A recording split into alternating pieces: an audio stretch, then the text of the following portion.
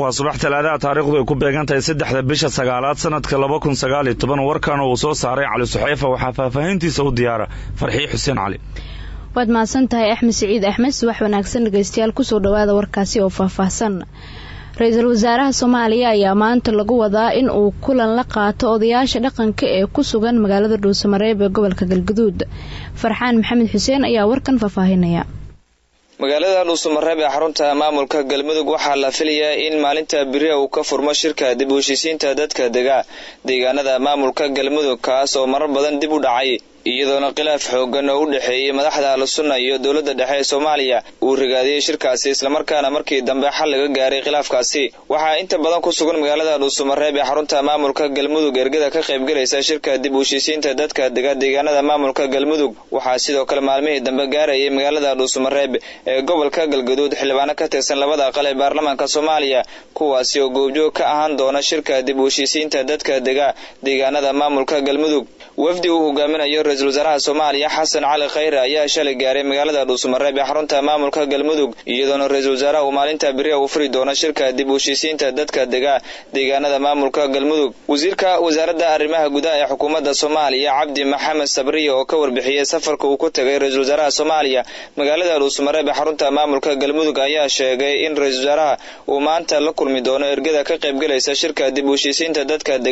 deegaanada maamulka Galmudug wasiirka waxa uu sheegay in Ra'iisul Wasaaraha uu furi doono shirka dib u heshiisiinta dadka deegaanada maamulka Galmudug kaasi oo furmi doono maalinta biri ah kiisa ujeedadiisuna waa in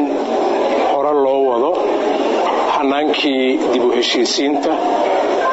oo ergooyinkii oo dhan ay ku soo urureen magaalada Dhuusamareeb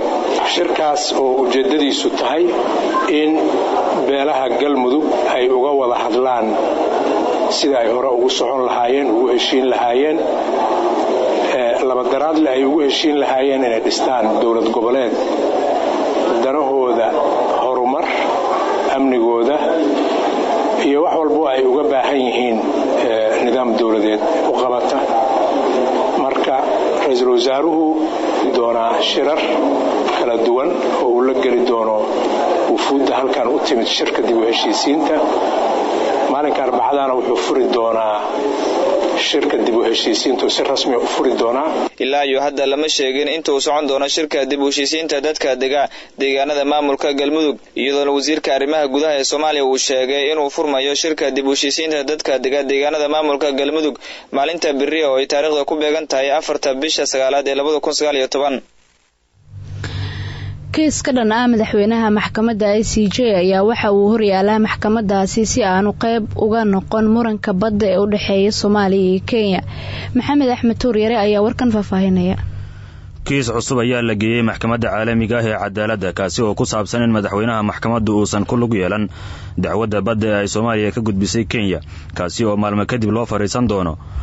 galcodsigan waxaa maxkamadda geeyay gudoomiyaha madasha Ban Africa David Matsanga waxa uu doonayaa inuu muujiyo in garsooraha ugu sareeya maxkamadda ICJ Cabdulqawi Axmed Yuusuf uusan sharci ahaan ku habooneen kiiska maxkamadda ka bilaaban doona 9 bishan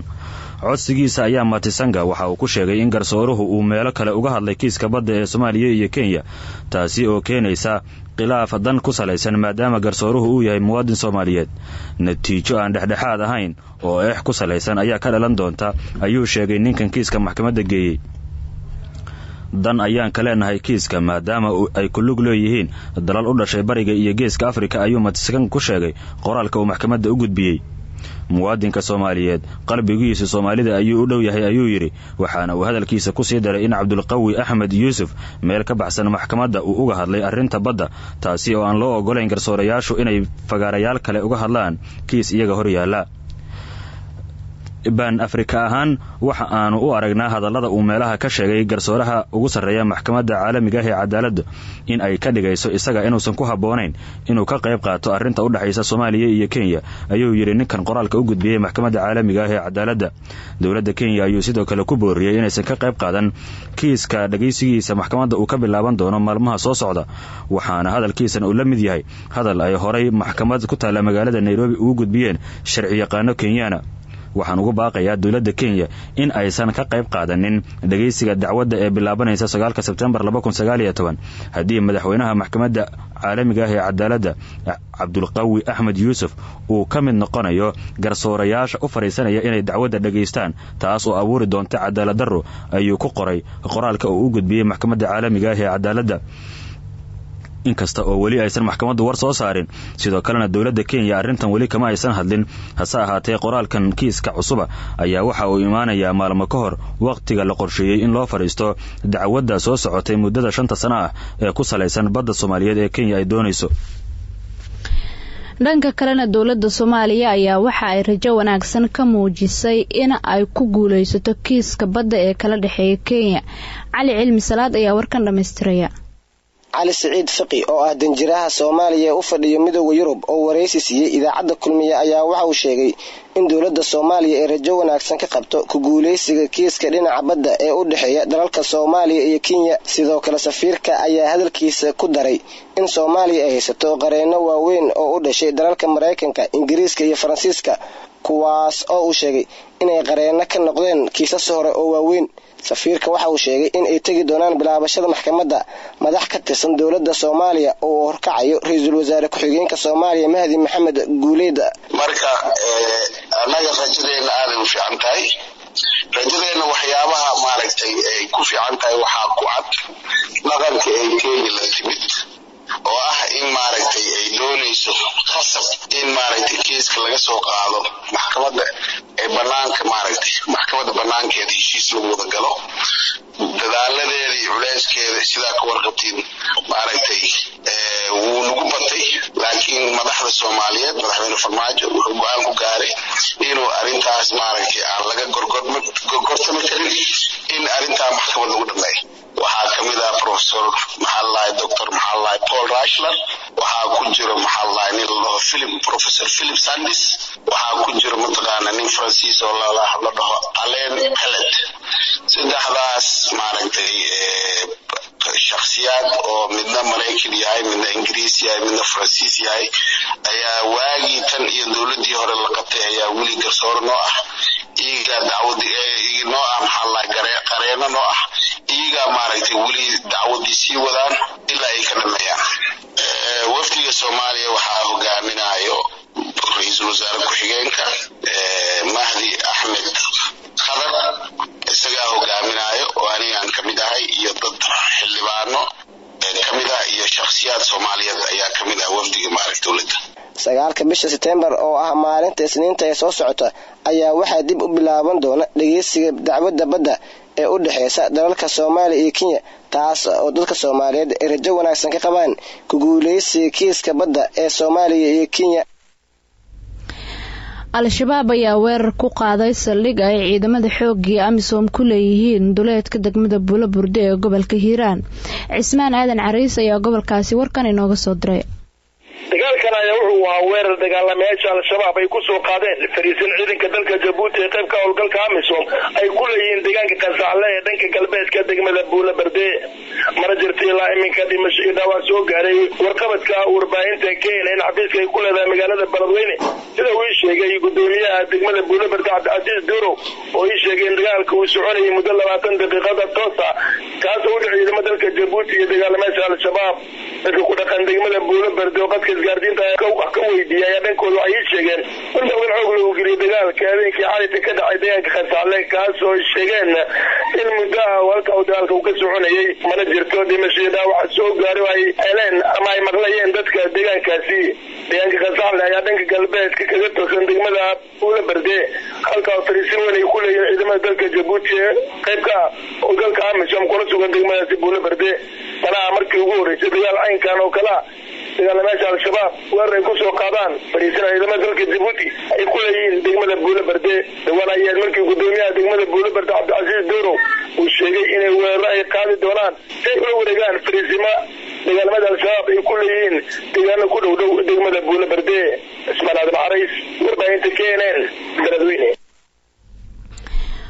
wasiirka arrimaha dibadda Soomaaliya ayaa waxa uu Muqdisho kula kulmay wakiilka xogayaha guud ee qaramada midoobay oo fadhiya Soomaaliya James Iswan kulanka ay yeesheen labadan dhinac ayaa waxaa looga hadlay xiriirka u dhexeeya qaramada midoobay iyo dowladda Soomaaliya waxaana inta uu kulanka socday ay sidoo kale falanqeeyeen xaaladihii ugu dambeeyay ee Soomaaliya. Wasiirka arrimaha dibadda Soomaaliya ayaa waxa uu markale ku celiyay taageerada ay xukuumadda Soomaaliya u hayso dadaalada wakiilka gaarka ah iyo qorshaha howlgalka qaramada midoobay. ganacsatada Soomaaliyeed ee dalka Koonfur Afrika ayaa waxa ay walaac ka muujinayaan boobka ay u geysanayaan kooxaha burcad Koonfur Afrikaanka ah sida warkan uu dalkaasi uga soo diray wariyaheena Sharmaarka Nuur UK. waxaa xalay ilaa isaaka magaalada Johannesburg ka jirta cabsi xoog leh soo wajahda ganacsatada Soomaaliyeed kuna magaaladaasi. ciidamada ka tirsan booliska dalka Koonfur Afrika ayaa ka hortagaya in bab kale geystaan burcada Koonfur Afrikaanka iyadoo khatar amniyaysato ganacsatada Soomaaliyeed. dukaamo badan oo ku yaal magaalada Johannesburg ayaa la boobay iyadoo saaka ay xireen dhammaan dukaamada halkaasi ku yaala. jaalida Soomaaliyeed ee dowladda Koonfur Afrika ayaa xilligan u muuqan inay wax ka qaban bobka si xoogaystay loo geysto dukaamada Soomaaliyeed ku yaal magaalooyinka dalka Koonfur Afrika. ganacsatada Soomaaliyeed aad u fara badan ayaa lagu dilay dalka Koonfur Afrika tan iyo markii ay dukaamo goobo ganacsi ka sameeyeen dalkani. maalmo ka hor ayay ahayd kadib markii burcad Koonfur Afrikaan ay boob ka geysteen dukaamo ay ganacsatada Soomaaliyeed ku leeyihiin magaalada Pretoria. waxaa si xoogaysanaya cabsida iyo walaac ay qabaan ganacsatada Soomaaliyeed ku aadan boobka iyo dilalka ay u geysanayaan kooxaha burcad Koonfur Afrikaanka ahi. Sharmaarka Nuur UK Kenen Koonfur Afrika. cabsi ayaa laga qabaa in dad badan ay ku dhintaan abaaro daran oo ka jira deegaanada gobolka waqooyi bari ee dalka Kenya. Maslax Abukar Xaaji ayaa dalkaasi warkan inooga soo diray. warbixin dhawaan ay baahiyeen guddiga la socodka abaaraha dalka Kenya waxaa lagu shaaciyay in ka badan 2 milyan oo ruux oo Kenyaan ah ay u baahan yihiin gargaar degdeg ah isla markaana ay ku nool yihiin ilaa 10 maamul goboleed oo ay ugu horeeyaan kuwa dhaca waqooyi bari Kenya oo ay Soomaalida degto. haddaba waxaa muuqanaysa in madaxda ismaamulada Soomaalida markii ugu horeysay digniin ka soo saareen in abaaraha muddooyinkan soo jiitamayay ay ku dhiman karaan dad iyaga oo dawladda dhexe ku eedeeyay inaysan mas'uuliyad iska saareen ka hortagga khatartan.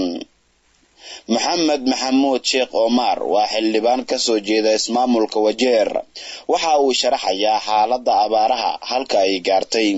iyo walwalka ay ka qabaan in nolosha bani aadamka ay galaafato abaarta. roob la'aan baa jirta oo ilaa 20 sano roob la'aan roob kuma lama helin ilaa 20 sano 20 sano roobka isaga ahaa aanan la helin ayaa cimilada ay aad u halawday oo xataa quraacdii ayuu angageen oo geedii geela u daaqi lahaa ama caws ba aanan jirin ba caws ka daay. marka sidaa darteed ilaahayna waxaan ka baryaynaa inuu roobka ilaahay noo soo fududeeyo. dawladana waxaan ka codsanay aan aadna ugu taaganahay madaxweynaha ku-xigeenkiisa iyo dawladda madaxweynaha iyo county government ma aan aad iyo aad aan rabnaa inaan ugu riixno in ay ummadan wax u qabtaan. haddaanay u qabanin shuruucda wadanka ayaa la jabinayaa. taa iyada ana baarlamaanka la istaagayna qofkii ku dhintaa halkan dawladda waa in ay noqotaa in ay iyada responsibility ka qaadataa ama ay xilka qaadataa. qofkii ku dhintaa abaarahan xoolihii ku baaba'ana dawladda waa in ay u istaagtaa dadka ayaga xoolaha ka baabaayo saboolka noqday. gudoomiyaha ismaamulka Wajeer Maxamed Cabdi Maxamuud ayaa dhankiisa warfidiyeenka la hadlay waxaana uu xaqiijiyay in maamulkiisa oo kaashanaya hay'ado caalami ah ay isku dayeen in xaaladda adag ay wax ka qabtaan balse aysan ku filneen waxaana uu dalbaday inay helaan gurmad caalami ah. marka taas inaan adduunweynaha aan ogeysin ayaan rabnaa dhibka dhacay xagga caafimaadka dadweynaha gaajada meesha ay gaartay xoolaha caafimaadkooda iyo wixii laga qaban lahaa. marka annagu haddaan aan countyda annagoo kaashanayna marka dawladda sare iyo NGOska iyo international organizationska annagoo kaashanayna waxyaalo badan baan ka qabanay ka hortagga abaarta. Maslax Abukar Xaaji, Radio Kulmiye, Nairobi. idaacadda Kulmiye ee Muqdisho ayaad nagala socotaan dhageystayaal. warka subaxna wali waad dhageysanaysaan markana akhbaaraadkii caalamka. ra-iisul wasaaraha Britain Boris Johnson ayaa sheegay in uusan rabin doorasho guud oo waqtigeeda kasoo hormartay in ay ka dhacdo dalkiisa waxa uuna ugu baaqay xildhibaanada in aysan u codeyn dib u dhigista waqtiga ka bixitaanka midowga Yurub. BBC-da ayaa baahisay in ra-iisul wasaaraha uu isku dayi doono in uu ku dhawaaqo doorasho xilligeeda kasoo hormarta taasi oo la qabanayo 14 bisha Oktoobar waa haddii xildhibaanadu ay hor joogsadaan ka bixitaan heshiis la'aan ah. wasiiro hore oo ka tirsan xisbiga talada haya ayaa ka gacan siinaya xisbiga mucaaradka ah ee shaqaalaha ka hortaga in UK ay 31 Oktoobar midowga Yurub uga baxdo qaab heshiis la'aan ah. Johnson oo warbaahinta kula hadlay banaanka xafiiskiisa ayaa sheegay in tallaabada noocaasi ah ay mustaxiil ka dhigi doonto wadahadallo dheeraad ah oo uu dalkiisa la galo midowga Yurub si ay u gaaraan heshiis cusub. waxa uu dhanka kale sheegay in haddii ay xildhibaanadu taageeraan dadaalka dowladiisa uu ku guuleysan karo in uu wax ka bedelo heshiiska hadda u dhaxeeya labada dhinac ee baarlamaanka 3 jeer diiday. ugu dambeyntiina dhageystayaal Mareykanka ayaa 5.4 oo askari waxa uu kala soo bixi doonaa dalka Afghanistan muddo 20 toddobaad gudahood ah taasi oo qayb ka ah heshiis uu la gaaray Taliban sida uu sheegay ninka wadaxaajoodka u qaabilsan Washington. waxa uu shaaca ka qaaday faahfaahinada heshiiska muddada la sugayay in lagu dhameeyo